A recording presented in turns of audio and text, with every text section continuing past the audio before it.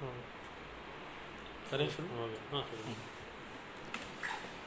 बिजनौर के सभी सम्मानित नागरिकों को सादर नमस्कार। मैं अमित गोयल, अध्यक्ष विवेक कॉलेज बिजनौर,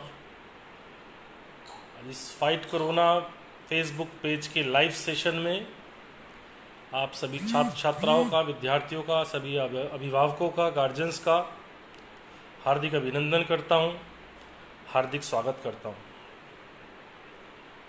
मुझे इस लाइव सेशन के जरिए आप सभी से रूबरू होने का जो मौका हमारे पुलिस अधीक्षक महोदय ने दिया, आदरणीय संजीव त्यागी जी ने, मैं उनको भी हार्दिक धन्यवाद ज्ञापित करना चाहूँगा। और इस पेज के प्रभारी हमारे सीओ सर श्री महेश कुमार जी एवं उनके टीम के प्रयास को भी नमन करना चाहूँगा, जिनके अथक प्रयासों से घर बैठे ही लॉकडाउन के समय सारे महत्वपूर्ण निर्णय, सारी महत्वपूर्ण जानकारियाँ हमें समय पर मिल पा रही हैं। महामारी से लड़ाई में सही जानकारी ही बचाव हमारा कारगर हथियार है। इस बेमिसाल सराहनीय पहल के लिए टीम को धन्यवाद। और जो सभी लोग लाइव सेशन में यहाँ पर मौजूद हैं, सभी से रिक्वेस्ट है कि इस पेज को ज़्यादा से ज़्यादा लाइक कराएं, जिससे कि इस पेज के फ़ायदा सभी लोग ले सकें। लॉकडाउन के दौरान प्रशासनिक, पुलिस व चिकित्सा व्यवस्था की संपूर्ण जानकारी इस फेसबुक पेज पर उपलब्ध है, जिससे बिजनौर की जनता इसका फ़ायदा ले सकती है। एक मुख्य बात ये भी है, इस फेसबुक पेज पर एक निगरानी फॉर्म अवेलेबल है। उस निगरानी फॉर्म को आपको जाकर, जो भी संदेह आपको लगता है, कोई सस्पेक्टेड आपको व्यक्ति लगता है कि इसको प्रॉब्लम्स हैं, इसको परेशानी लग रही हैं, तो आप उस निगरानी फॉर्म को भरकर भी इस पर ज़रूर रजिस्टर कराएं। एक बार पुनः मैं सभी फ्रंटलाइन वॉरियर्स, अग्रिम पंक्ति के योद्धाओं को विवेक कॉलेज परिवार की ओर से हार्दिक नमन करता हूँ। दोस्तों, विवेक कॉलेज बिजनौर पिछले 17 वर्षों से जनपद बिजनौर को शिक्षा के क्षेत्र में और पिछले 5 वर्षों से चिकित्सा के क्षेत्र में अपनी सेवाएं दे रहा है। विवेक कॉलेज के प्रबंध तंत्र, सभी शिक्षकों का ये स्पष्ट मानना है कि किसी भी संस्था का निर्माण, किसी भी संस्था का, शैक्षणिक संस्था का दायित्व केवल विषय का ज्ञान देना नहीं होता है। शैक्षणिक संस्थाओं का मुख्य दायित्व चरित्र निर्माण भी होता है, व्यक्तित्व निर्माण भी होता है। किसी भी संस्था का, शैक्षणिक संस्था का मुख्य उद्देश्य तो मानव जाति का कल्याण ही होता है, सामाजिक सेवा ही होता है। इसी महती जिम्मेदारी को समझते हुए देश भर से अनेकों सामाजिक संस्थाएं, अनेकों शैक्षणिक संस्थाएं आज सरकार के साथ, शासन के साथ, प्रशासन के साथ इस कोरोना महामारी से लड़ने के लिए सरकार के साथ कंधे से कंधा मिलाकर सामने आई है। इसी क्रम में विवेक कॉलेज परिवार भी अपनी क्षमता के अनुरूप सभी तरह की मदद के लिए आगे आया है, वो चाहे आर्थिक मदद हो, वो चाहे मानसिक मदद हो। मुझे बताते हुए बड़ा गर्व महसूस हो रहा है, जिस समय आयुष मंत्रालय से हमारे मेडिकल के स्टूडेंट्स के लिए ट्रेनिंग की ऑर्डर आया, तब हमने सोचा कि बच्चे इस ट्रेनिंग से बचेंगे। मगर जब हमने बच्चों से रिक्वेस्ट की, जब बच्चों को ग्रुप पर पोस्ट किया, तो सभी बच्चे अपनी खुशी से कोविड वॉरियर की ट्रेनिंग आयुष मंत्रालय द्वारा जो की जा रही है, उसे सभी बच्चों ने स्वीकार किया, सभी बच्चों ने ट्रेनिंग ली। ये शायद बहुत खुशी का विषय है कि हमने उन बच्चों में विषय के ज्ञान के साथ साथ उनके चरित्र निर्माण में भी जो हमारी कोशिश रहती है, वो ये कारगर सिद्ध होती दिखाई दी है। आरोग्य सेतु एप्लीकेशन बड़ी इम्पॉर्टेंट एप्लीकेशन है, इसको आप सभी लोगों को अवश्य डाउनलोड करना चाहिए। और जैसा कि आप सभी लोग लॉकडाउन का पालन बड़े अच्छे से करके कर रहे हैं, आगे भी लॉकडाउन का पालन बहुत महती जिम्मेदारी समझते हुए आपको करना है। घर पर ही रहना है, घर से बाहर नहीं निकलना है। जब तक बहुत आवश्यक कार्य ना हो तब तक घर से बाहर नहीं निकलना है। घर की लक्ष्मण रेखा को क्रॉस नहीं करना है। वैसे तो जिला प्रशासन द्वारा डॉक्टर्स की जो अवेलेबल डॉक्टर्स हैं उनकी लिस्ट फेसबुक कोरोना पेज पर, फाइट कोरोना पेज पर अपलोड की गई है। उन सभी के मोबाइल नंबर भी वहाँ पर दिए गए हैं। फिर भी मैं जानकारी भी आपके समक्ष लाना चाहता हूँ कि पिछले 15 दिनों से विवेक आयुर्वेदिक हॉस्पिटल के 15 डॉक्टर्स की टीम सुबह 8 बजे से रात्रि 8 बजे तक फ़ोन पर टेलीमेडिसिन, जिसके लिए गवर्नमेंट ने भी अप्रूव किया है, टेलीमेडिसिन फ़ोन पर ही निःशुल्क परामर्श उपलब्ध करा रही है। रोग प्रतिरोधक क्षमता को बढ़ाने के लिए आयुष मंत्रालय द्वारा जो एक जनरल एडवाइजरी जारी की गई है, जैसे उसमें गर्म पानी का प्रयोग, पूरे दिन गर्म पानी पीना है, और मिनिमम 30 मिनट्स योग एवं प्राणायाम, हल्दी, जीरा व लहसुन आदि मसालों का भोजन में प्रयोग, हर्बल टी जो कि तुलसी, दालचीनी, काली मिर्च, अदरक एवं मुनक्का से तैयार की जाएगी, और उसमें आप अपने स्वादानुसार गुड़ भी मिला सकते हैं, नींबू भी मिला सकते हैं। ये सब इम्यून बूस्टर हैं। गोल्डन मिल्क, हल्दी का दूध, बचपन से ही आप सब जानते हैं, ये हमारी दादी माँ, हमारी माँ हल्दी का दूध का प्रयोग हमें बताती रही। च्यवनप्राश का प्रयोग आयुष मंत्रालय द्वारा कहा गया है कि दिन में 2 बार च्यवनप्राश का प्रयोग भी इम्यून बूस्टर का काम करता है। और यदि आपको कोई, आपकी नासिका में, आपकी नोज़ में कोई आपको नज़ला जुकाम की प्रॉब्लम है, तब उसके लिए आयुष मंत्रालय द्वारा अजवाइन एवं पुदीने के पत्तों की भाप के लिए प्रिस्क्राइब किया गया है। 2 नस्य और कमल 2 प्रक्रिया और इसमें आयुर्वेद में यौगिक क्रियाओं में आती है। इसमें नस्य में तिल का तेल, नारियल का तेल या देसी घी को आप नाक में अपनी लगा सकते हैं, और कमल मतलब तिल के तेल या नारियल के तेल को आपको मुंह में लेना है और उसे पूरे मुंह में घुमाकर 5 मिनट, उसके बाद उसका कुल्ला करना है, फिर गर्म पानी से आपको कुल्ला करना है। ये सभी एडवाइजरी जो जारी की गई हैं, ये जनरल एडवाइजरी है। इन सब सलाहों के, इन सब मुख्य बातों के अतिरिक्त भी यदि आपको अपनी बीमारी से संबंधित आयुर्वेदिक सलाह लेनी है तो आयुष मंत्रालय द्वारा ही अनुमोदित जिला बिजनौर में मात्र एक कॉलेज है, विवेक आयुर्वेदिक मेडिकल कॉलेज, जहाँ पर आयुर्वेदिक चिकित्सा बहुत अच्छे करके की जा रही है। तो यदि आपको कोई अपनी पर्सनल प्रॉब्लम है और उस पर आप आयुर्वेदिक ट्रीटमेंट चाहते हैं तो आप हमारे 15 डॉक्टर्स की टीम से कभी भी संपर्क कर सकते हैं। अभी तक हमने उसका जो सिस्टम बनाया हुआ था उस पर आपको ऑनलाइन रजिस्ट्रेशन करना होता था। उस ऑनलाइन रजिस्ट्रेशन के बाद हमारे हॉस्पिटल से हमारे डॉक्टर्स की टीम आपको कॉल करती थी। इसमें चूँकि इंटीरियर्स में इंटरनेट की कनेक्टिविटी की प्रॉब्लम है तो वो ऑनलाइन रजिस्ट्रेशन कुछ पेशेंट्स नहीं कर पा रहे थे, इसलिए हमने इसमें थोड़ा सा चेंज किया है। कल सुबह से आप विवेक कॉलेज फेसबुक पर देखेंगे, इन सभी 15 के 15 डॉक्टर्स के डायरेक्ट आपको मोबाइल नंबर वहाँ पर अवेलेबल होंगे। आप अपनी परेशानी के अनुरूप अपना आयुर्वेदिक ट्रीटमेंट ले सकते हैं। इम्यून को, रोग प्रतिरोधक क्षमता को और अच्छा कैसे किया जा सकता है, इस पर आप परामर्श ले सकते हैं। पिछले 15 दिनों में अब तक करीब 1 लाख लोगों से भी अधिक लोगों ने हमारे इन 15 डॉक्टर्स की टीम से आयुर्वेदिक परामर्श लिया है। बात यदि शिक्षा की करें तो सभी अभिभावकों में, सभी गार्जियंस में, सभी छात्र छात्राओं में एक बड़े असमंजस की स्थिति बनी हुई है। जिनकी पढ़ाई रुकी हुई थी वो पढ़ाई कैसे पूरी होगी, और जिनकी परीक्षा रुकी हुई है उन परीक्षा का क्या होगा, कैसे होगा। तो मित्रों, मैं आपको एक, जैसे मास्क आप जानते हैं, मास्क लगाना अब आदत में लाना होगा। सोशल डिस्टेंसिंग का पालन, शारीरिक दूरी के पालन को आपको अपनी आदत में लाना होगा। आप ये जानते हैं इस पेंडेमिक कोविड-19 पेंडेमिक में अगर हम कंट्रोल भी कर लेते हैं तो अभी बहुत लंबा समय हमें इससे लड़ाई में लगाना है।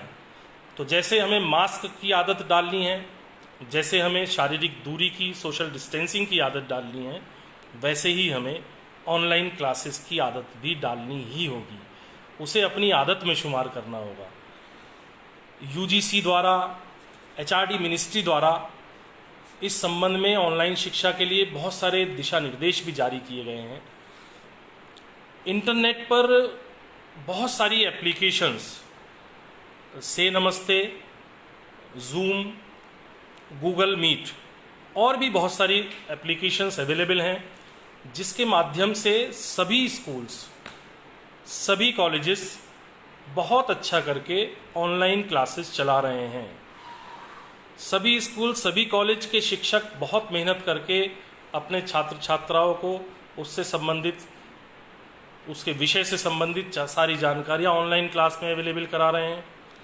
कुछ स्थान पर, फिर मैं वहीं आऊँगा, इंटरनेट कनेक्टिविटी की वजह से रूरल एरियाज़ में वो ऑनलाइन क्लास में 100% अटेंडेंस नहीं हो पाती है। जैसे 60 बच्चे यदि किसी कक्षा में हैं तो ये, और वहाँ पर 20 बच्चे किन्हीं भी कारणों से उस ऑनलाइन क्लास में नहीं आ पा रहे हैं, तब बच्चों का ये प्रश्न रहता है कि हम क्या करें। ये प्रश्न आपके द्वारा किया जाना स्वाभाविक है, मगर इसका भी एक तरीका है जो सभी स्कूल्स कॉलेजेस फॉलो कर रहे हैं। उस जो भी ऑनलाइन क्लास होती है उसमें एक रिकॉर्डिंग का ऑप्शन होता है। टीचर यदि चाहे तो उस रिकॉर्डिंग को, उस लेक्चर को रिकॉर्डिंग मोड पर डाल सकते हैं।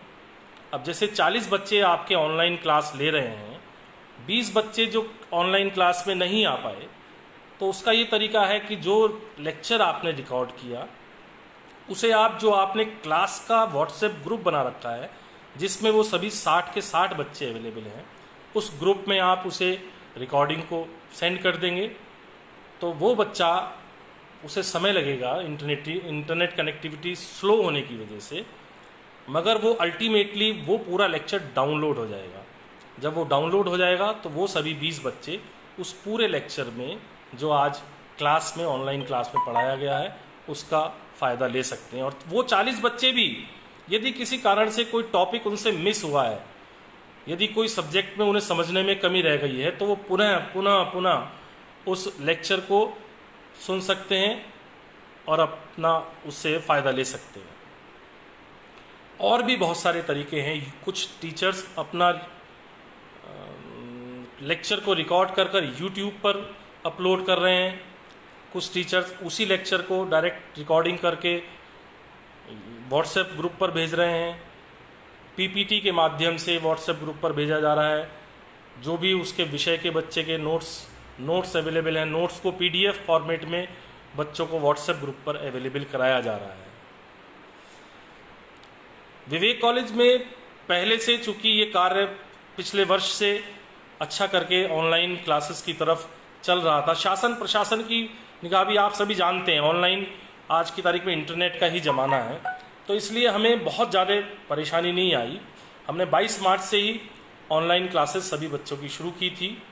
और चूँकि पिछले वर्ष हमने बहुत सारी तैयारियां की थी और हमें नेक्स्ट सेशन में इसे लाना तो था ही, तो ये प्रकृति ने हमें ऐसा किया कि हमारी मजबूरी कर दी कि हमें ऑनलाइन क्लास के द्वारा ही अब बच्चों को शिक्षा प्रदान करनी है।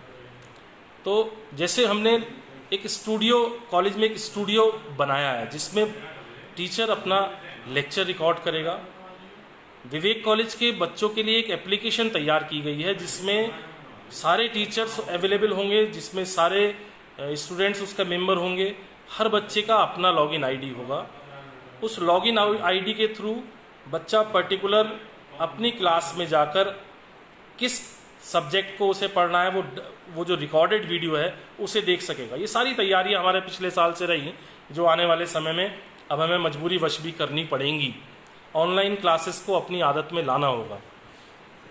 और एक बात और मैं मुख्य रूप से विद्यार्थियों से कहना चाहता हूँ, देखिए ये तो हमारा मानना है कि ये सभी स्टूडेंट्स बहुत जिम्मेदार नागरिक हैं। और लॉकडाउन का पालन बहुत जिम्मेदारी से कर रहे हैं। ये सारे जो शासन प्रशासन द्वारा दिशा निर्देश जारी किए जा रहे हैं, सारे विद्यार्थी बहुत तन्मयता से उन सभी आदेशों का पालन कर रहे हैं। और जो कोई शरारती बच्चा भी है और वो घर से बिना कारण निकल रहा है, तो चौराहे पर पुलिस वाले अंकल जी उसे मिल जाते हैं, तो रहना तो घर में है ही। तो मेरा कहना ये है, जब घर में रहना है तो उस सकारात्मक सोच के साथ आप ये मानिए ना कि समय का सदुपयोग कैसे किया जाए। भाई, इस सिचुएशन से हम बच नहीं सकते। इस सिचुएशन का इलाज केवल और केवल घर में रहना है। और जब घर में रहना है और उस समय का सदुपयोग आप कैसे करेंगे। एक तो है कि भाई सुबह को उठ गए, खाना खा लिया, फिर सो गए, फिर सुबह को उठ गए, फिर खाना खा लिया, फिर शाम को उठ गए। मतलब ये नहीं है। मेरा कहना ये है कि एक ना शेड्यूल प्लान कीजिए सभी बच्चों के लिए। मेरा अनुरोध है सभी बच्चों से, सभी अपने विद्यार्थियों से, घर पर रहकर ही एक शेड्यूल प्लान कीजिए।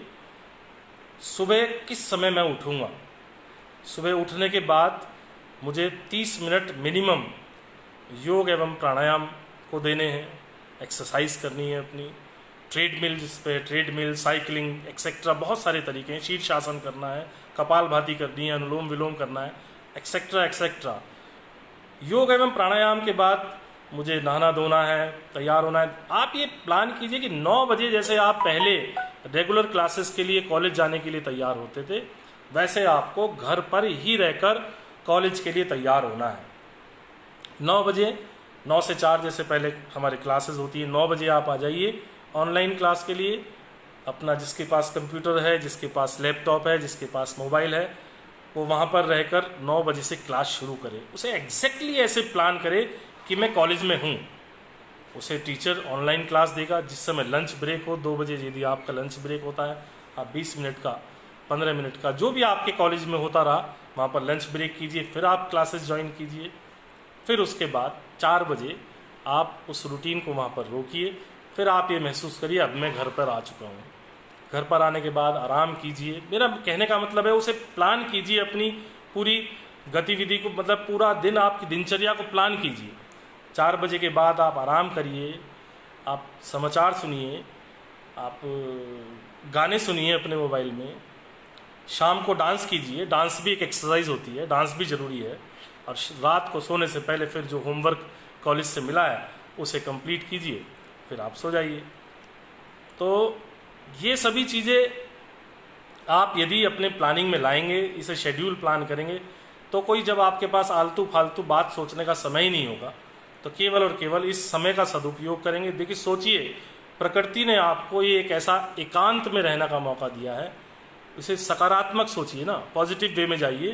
प्रकृति ने आपको एकांत में रहने का समय दिया है कि जिससे कि आप अपनी शैक्षणिक गतिविधियों को बहुत अच्छे से कर सकें। तो सभी बच्चे इसे प्लीज़ पालन करें। अब मैं ये भी बताना चाहूँगा कि जो ऑनलाइन लर्निंग के लिए, यदि मानिए किसी का सिलेबस पूरा हो चुका है, किसी के स्कूल में ऐसी फैसिलिटी नहीं हो पा रही है कि वो ऑनलाइन क्लास चला पाए, वैसे सभी चला रहे हैं, तो उसके लिए बहुत सारे ई कंटेंट ऑनलाइन लर्निंग के लिए अवेलेबल हैं। जैसे कि एक इनफ्लिबनेट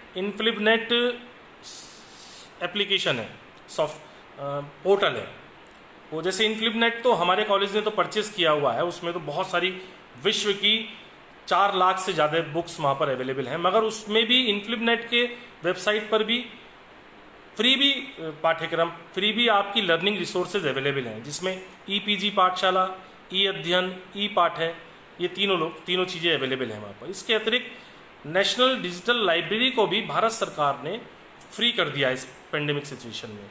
इस कोविड-19 महामारी में भारत सरकार ने नेशनल डिजिटल लाइब्रेरी को फ्री कर दिया है।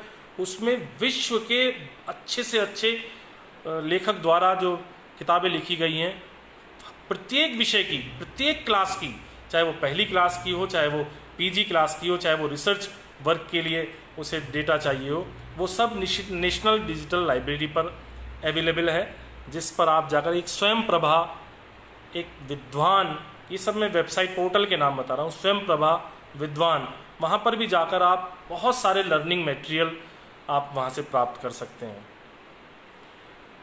रिसर्च वर्क के रिसर्च स्टूडेंट्स के लिए ई शोध सिंधु और शोध गंगा, यहाँ पर बहुत सारा डेटाबेस अवेलेबल है, वहाँ से आप अपने शोधों पर अध्ययन कर सकते हैं। और यदि आप ऑनलाइन कोर्स करना चाहते हैं कोई सा, तो एक पोर्टल है स्वयं SWAYAM, इसमें बहुत सारे UG PG online certificate courses available हैं, वहाँ पर जाकर आप ये कोर्सेज कर सकते हैं। अब परीक्षा के संबंध में भी यदि चर्चा की जाए, ये तो पढ़ाई की बात की, परीक्षा के संबंध में भी यदि चर्चा की जाए तो सभी बच्चों के जो दिमाग में है कि कैसे होगा, आने वाले समय में क्या होगा, तो आप शायद जानते होंगे आज CBSE ने निर्णय लिया है कि 10th के स्टूडेंट को बिना किसी परीक्षा के 11th में प्रमोट किया जा रहा है, और 12th के बच्चों को कुछ मुख्य विषय की परीक्षा होंगी, सभी परीक्षाएं नहीं होंगी, कुछ मुख्य परीक्षा होंगी। बात यदि ग्रेजुएशन की, पोस्ट ग्रेजुएशन की, टेक्निकल कोर्सेज की करी जाए तो AKTU के वाइस चांसलर प्रोफेसर विनय पाठक जी के साथ अभी पूरे प्रदेश के जो प्रबंधक हैं उनके साथ उन्होंने ऑनलाइन मीटिंग की थी। उसमें उन्होंने जो जानकारी हमें दी थी उसके अनुसार शासन प्रशासन से भी ये जानकारी जुटाई गई है कि जैसे ही लॉकडाउन खुलेगा उसके विदिन 21 डेज, 21 दिन के भीतर आपकी परीक्षा करा दी जाएंगी। यदि लॉकडाउन किसी कारण से और आगे बहुत ज़्यादा खिंचता है, तब एक सुझाव हमने विवेक कॉलेज के मंच से हमारे माननीय उच्च शिक्षा मंत्री श्री दिनेश शर्मा जी को दिया है कि जैसे टेक्निकल कोर्सेज में लिमिटेड पेपर को कैरी ओवर कर लिया जाता है कि पास विथ कैरी ओवर पेपर, उसमें लिमिट होती है कि 2 पेपर में पास होगा या 3 पेपर में अगर उसका कैरी ओवर है, वो पास नहीं है, तो उसे नेक्स्ट क्लास में प्रमोट कर दिया जाता है। तो हमने ये सुझाव हमने माननीय उप मुख्यमंत्री जी को दिया है कि यदि लॉकडाउन लंबा खिंचता है तब हम इस तरफ भी विचार कर सकते हैं कि उन बच्चों को सभी पेपर के पास कर दिया जाए, pass with all carry over paper, और उसे कहीं मिड सेशन में उन कैरी ओवर पेपर का एग्ज़ाम करा दिया जाए।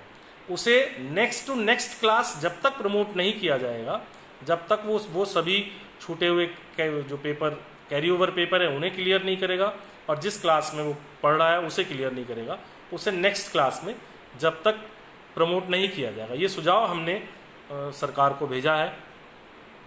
और सवाल कुछ आ रहे हैं सर?